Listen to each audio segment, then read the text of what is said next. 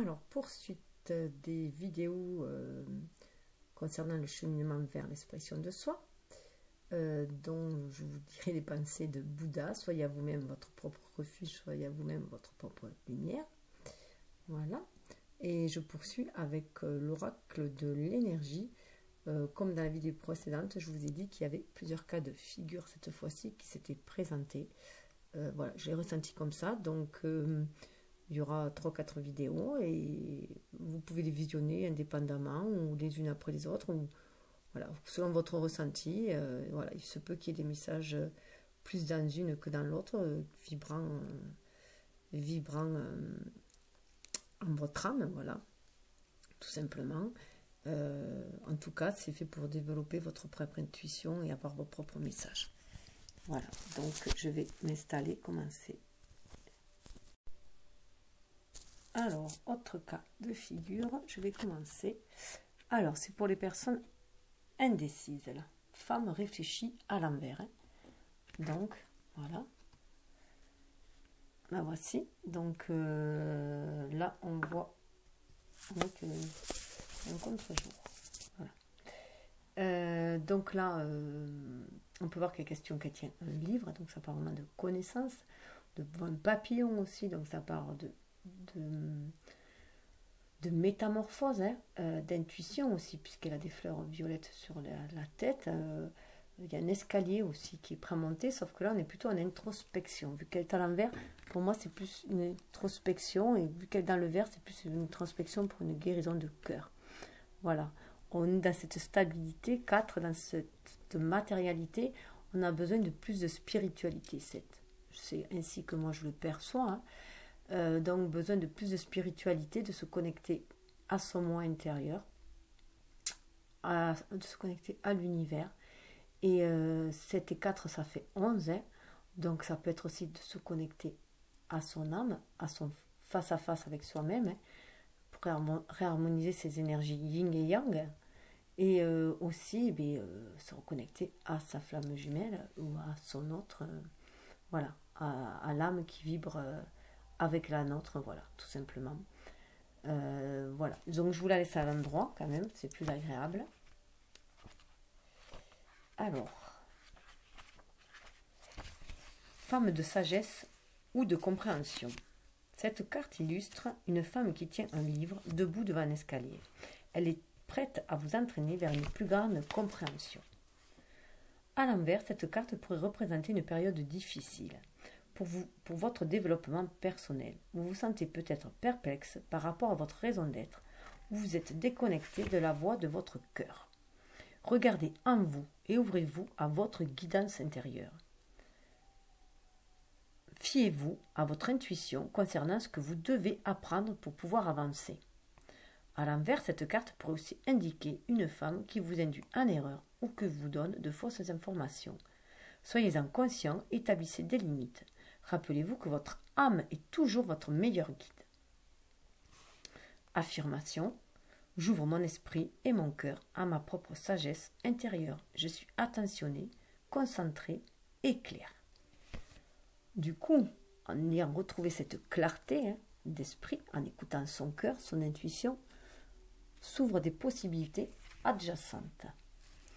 Donc 24, là on voit bien qu'il y a une énergie yin avec le 2, où on a peut-être maîtrisé ses doutes, ses dualités, et pour aller vers plus de stabilité, 4, vers d'autres bases qui va nous amener à une harmonie, 6.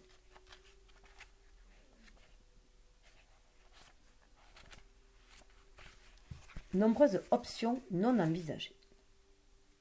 Donc une ouverture. Parfois, la force d'une habitude vous maintient enlisé et inconscient des choix plus sains et plus positifs que vous pourriez faire.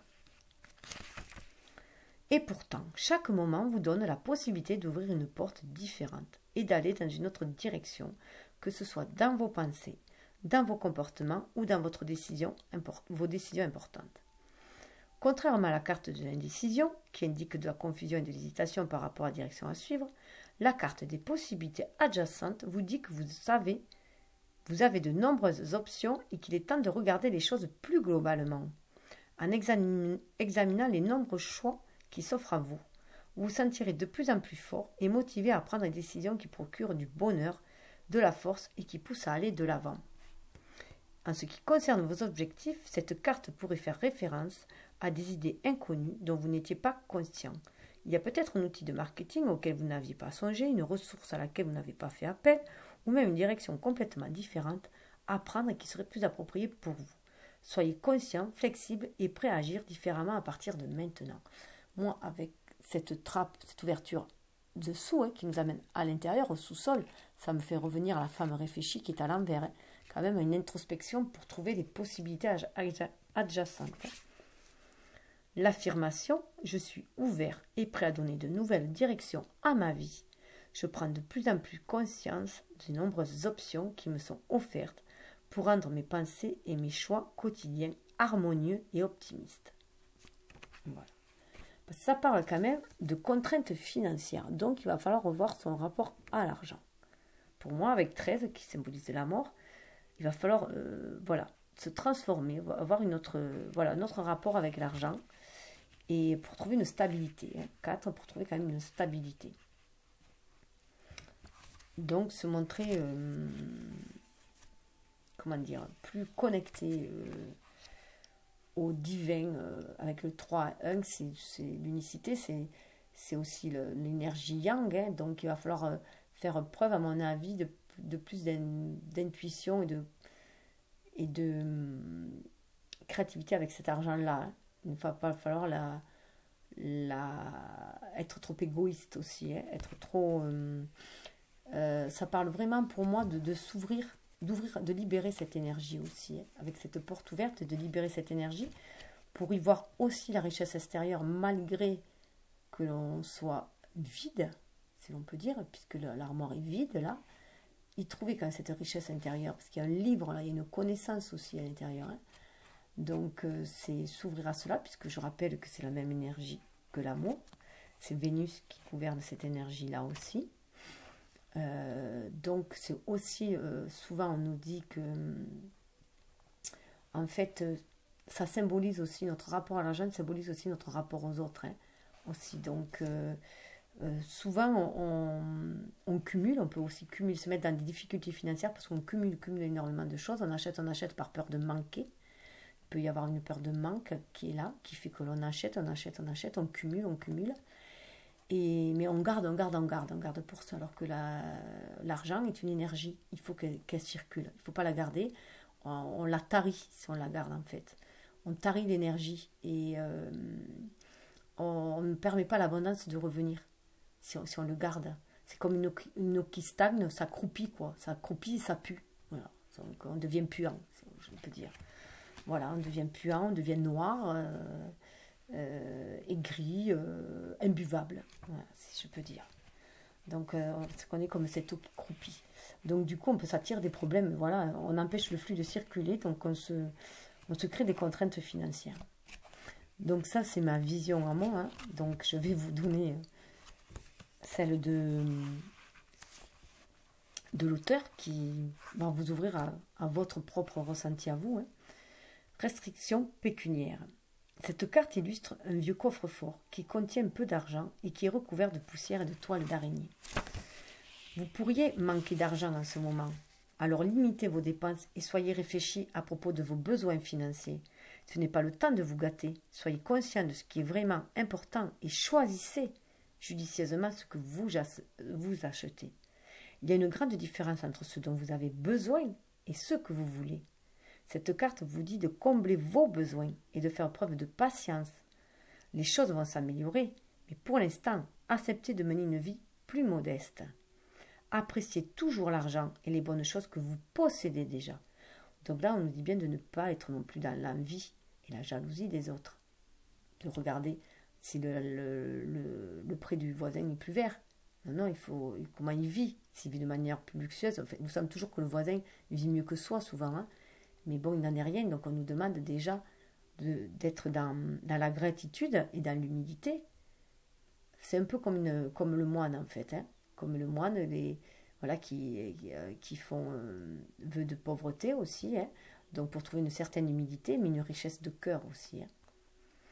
Donc voilà, ça cache de toute façon une blessure. C'est certain, ça cache une blessure de manque pour moi. Et souvent de manque, pas que de manque argent, hein, de manque affectif aussi. Parce qu'on compense souvent un manque affectif dans des achats compulsifs. Je peux traverser l'affirmation, je peux traverser n'importe quel cycle avec dignité et conscience. Je suis ouvert à devenir plus riche. L'argent circule dans ma vie et tout le monde en profite. Donc vous voyez bien, il y a ce temps de circuler, il faut que l'énergie circule. Il faut déjà s'ouvrir à être plus riche, il faut déjà le visualiser d'être plus riche. Mais déjà, c'est être riche de ce que l'on a déjà aussi. Hein. On ne peut offrir déjà que ce que l'on a. Donc déjà, c'est être riche de ce que l'on a, mais c'est aussi le partager. Le peu qu'on a, il faut aussi le partager. Voilà, c'est pas le partager en abondance, c'est pas couvrir les autres de cadeaux, mais ne serait-ce que, je sais pas moi, quelqu'un arrive à l'improviste chez vous, vous êtes en train de manger, ben vous l'offrez de partager votre dîner avec lui, même s'il y a peu, même s'il n'y avait que pour une personne. Ça parle aussi de générosité de cœur. Et il y aura un rendu après. L'univers vous le rendra, cette bonté-là. Et puis il faut y croire, c'est de cultiver nos pensées positives. Croire aussi, la contrainte financière vient souvent aussi que l'on pense ne pas mériter. Ça rapporte aussi avec la blessure du mérite.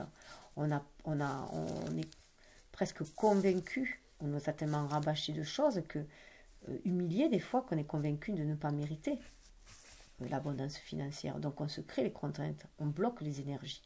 On se dit qu'on ne mérite pas mieux et on jalouse. Voilà.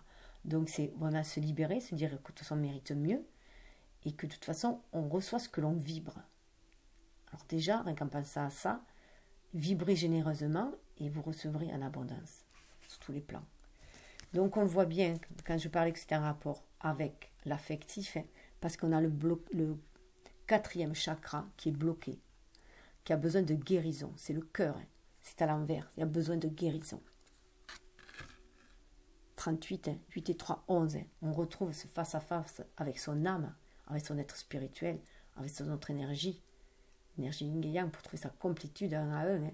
Et c'est aussi sa communion avec son âme sœur, son âme, sa flamme jumelle. En tout cas, l'âme qui vibre avec la nôtre, avec laquelle on est lié le plus intimement. Et ça passe déjà par une guérison de soi, de s'accepter soi, de s'aimer soi, de s'estimer soi. Alors, 38.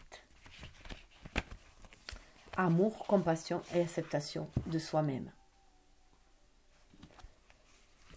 Raphaël dirige vers votre cœur une belle énergie verte entourée de douces ondes roses.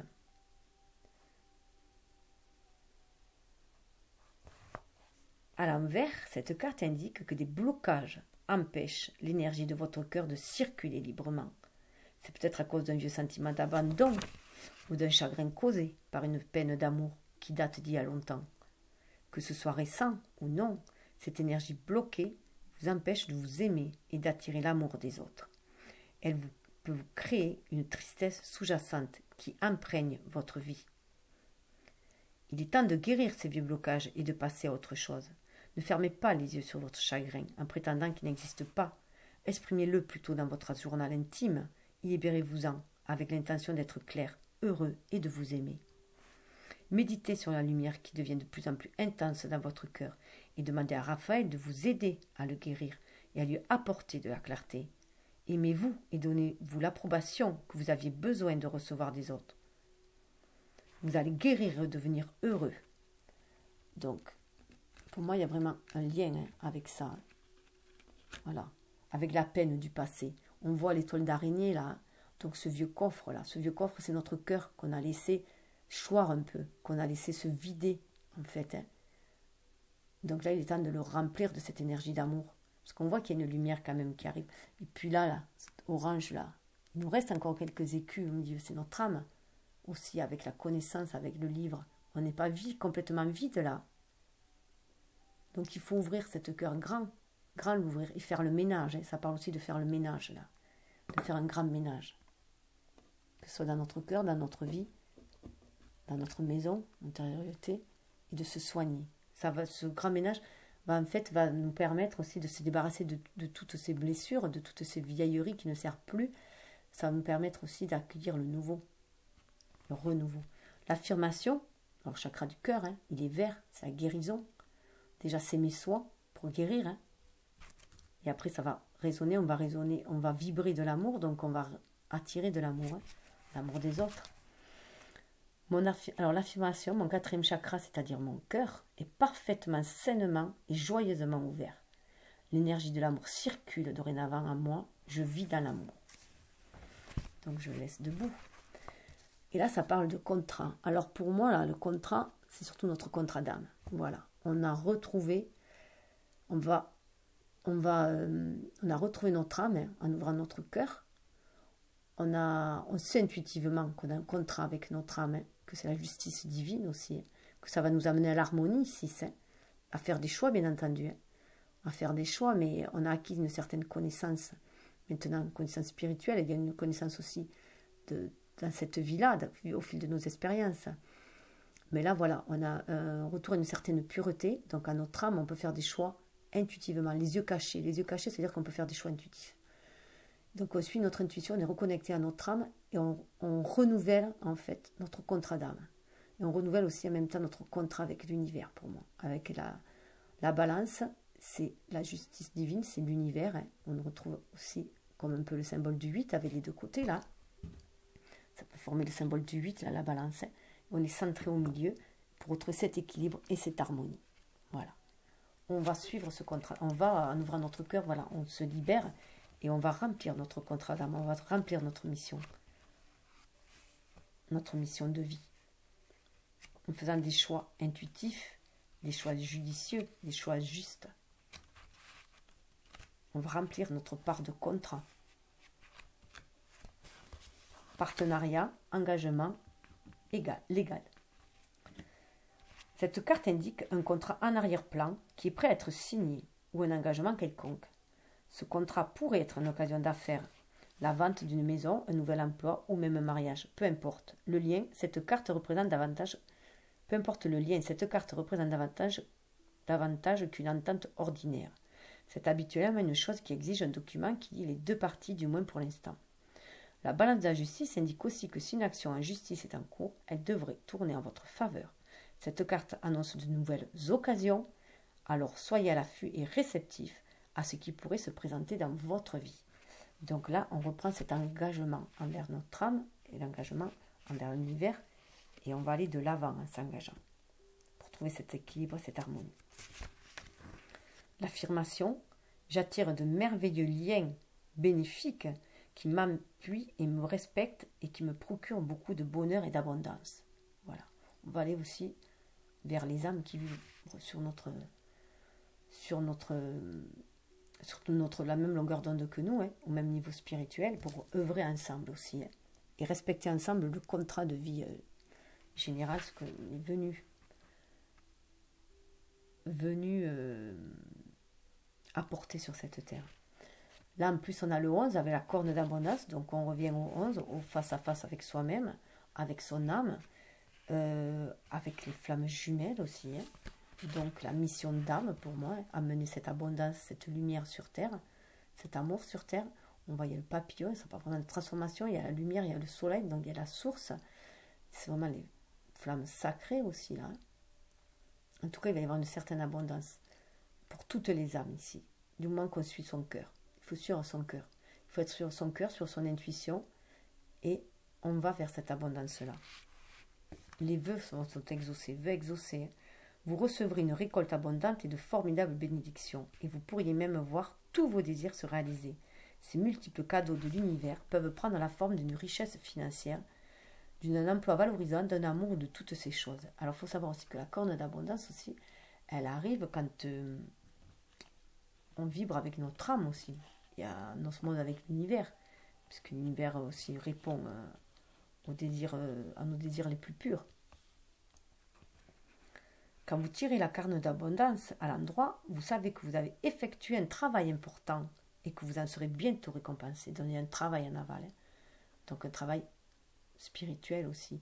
Et puis voilà, on sait maintenant que le pouvoir de notre pensée, le pouvoir de l'intention, couplé à la loi de l'attraction, à la loi de l'univers. Les graines que vous avez semées dans votre énergie et dans votre vie sont prêtes à être récoltées de manière significative. Préparez-vous à recevoir un festin d'abondance. L'esprit applaudit tous vos efforts. L'affirmation, l'univers est abondant. Tout ce que je désire m'est offert au bon moment et de la bonne façon, je suis comblé. Donc être aussi dans cette gratitude envers l'univers, de combler nos désirs, les désirs de notre âme. Parce que là, on parle de se connecter à son âme. Ça a été tout ce cheminement-là qui va nous amener à cette abondance-là. Et à cette chance, cette aubaine. Donc on est loin. On se libère là, de ces contraintes financières. Puisqu'on on a renoué avec notre contrat d'âme. Il y a une ouverture de cœur. Cette ouverture de cœur qui est là, grâce au 4e chakra, l'abondance va arriver. Cette générosité que l'on fait aussi, de diffuser cet amour. Ce qui va donner, cette corne d'abondance, une richesse intérieure, avec un cœur généreux, mais ça va aussi amener à une stabilité financière. À cette femme qui tient une pièce de monnaie, pour moi, ça symbolise vraiment, et le 4, la matérialité, le 4, tout ce qui est matériel, va vers le 2, vers une énergie yin, qui va amener une harmonie 6. Donc on va mettre de l'énergie yin dans la matérialité, dans tout ce qui est en rapport avec l'argent. Donc on va être beaucoup plus intuitif, beaucoup plus généreux aussi. Voilà, on va laisser circuler beaucoup plus aimant avec cet argent-là. Ça va nous permettre d'être beaucoup plus généreux.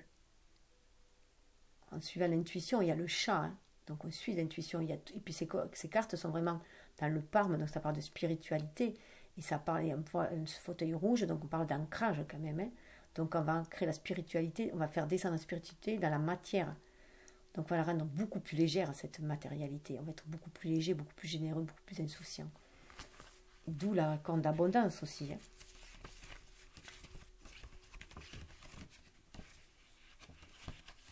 Rapport avec une femme associée à l'argent, à la santé ou à la valeur.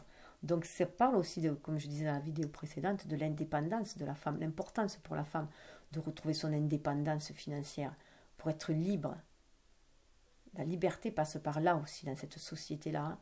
Vraiment avoir cette dépendance financière, pour être complètement autonome et sous le joug de personne. Et pouvoir ainsi réaliser ses propres désirs. Et se faire plaisir. Et faire plaisir aux autres si on a envie. Voilà, être vraiment libre tout simplement. Et pour les hommes, ça veut dire aussi de mettre beaucoup plus d'énergie yin dans leur rapport à l'argent et d'être généreux. Voilà, d'être généreux et de laisser cet argent circuler.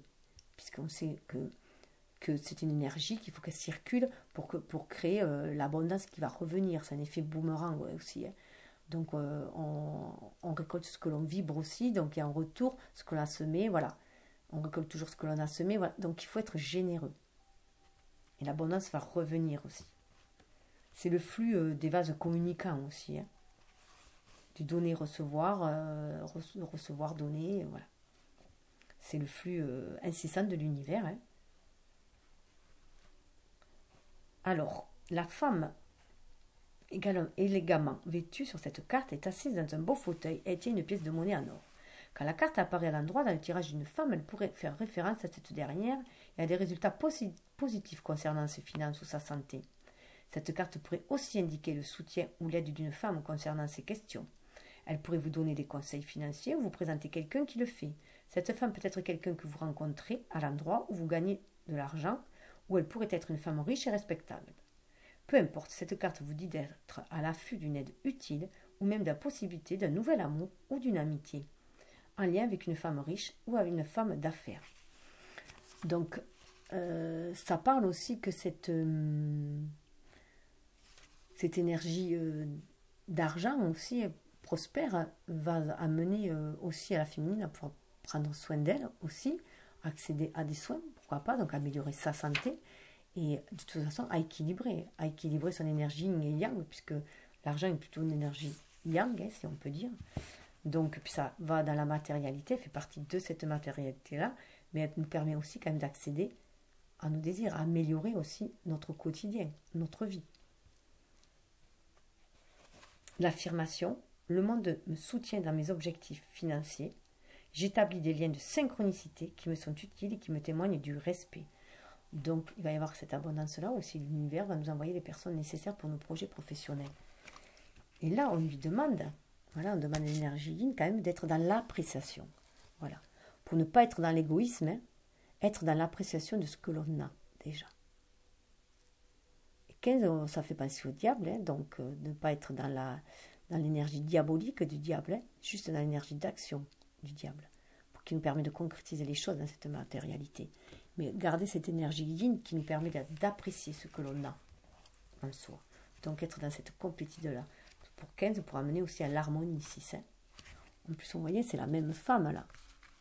C'est la même femme où là, eh ben, elle a l'argent dans la main et là, elle a la rose, elle a l'amour. Hein. Elle est connectée quand même à l'amour inconditionnel. Et elle est prête à donner ce qu'elle reçoit. Que ce soit en amour ou en argent. Enfin, voilà, être généreuse. Tout en se prenant vers elle aussi, hein, bien entendu. Ce n'est pas se dépouiller, se démunir. Il ne faut pas être non plus dans toujours celui qui donne. Il faut un équilibre. On a retrouvé avec le contrat d'âme. Hein, il faut retrouver cet équilibre aussi avec la balance. Il ne faut pas être toujours celle qui donne parce qu'on va s'épuiser. On va se retrouver, voilà, comme le coffre complètement vide. Le coffre est complètement vide aussi parce qu'on a trop donné. Voilà, on a aussi trop donné. On était toujours dans le don. Ça peut être ça aussi, hein, affectivement. Hein. Trop dans le don et toujours être celui qui donne et ne pas se permettre de recevoir. Et du coup, voilà, on a bloqué les énergies d'abondance, tandis que là, tout est libéré. Et il faut être dans l'appréciation de ce que l'on a. Choisir la gratitude. Cette carte illustre une femme qui tient une rose. Elle apprécie le parfum et la beauté d'une seule fleur. Et pourtant, elle est entourée de ronces. Elle pourrait se concentrer sur celle-ci et craindre de rester prise dans leurs branches piquantes de difficultés. Elle s'arrête plutôt pour jouir de la bénédiction de cette simple fleur. Les rayons du soleil traversent les nuages. Ils illuminent son choix et les minuscules bourgeons sur le point de s'ouvrir. Donc elle sait que malgré les difficultés, voilà, il faut qu'elle se concentre sur l'amour. Voilà, sur l'amour, ce qui est beau et ce qui en vaut la peine. À l'endroit, cette carte vous dit que vous devez être reconnaissant. Et comme le buisson en fleurs derrière la femme, sur la carte, qu'il y a beaucoup de choses que vous ne pouvez pas voir, qui vous attendent. Félicitez-vous, chaque fois que vous choisissez d'apprécier ce que vous avez, on revient dans l'appréciation de ce que l'on a, qu'il y avait dans les restrictions pécuniaires. Hein.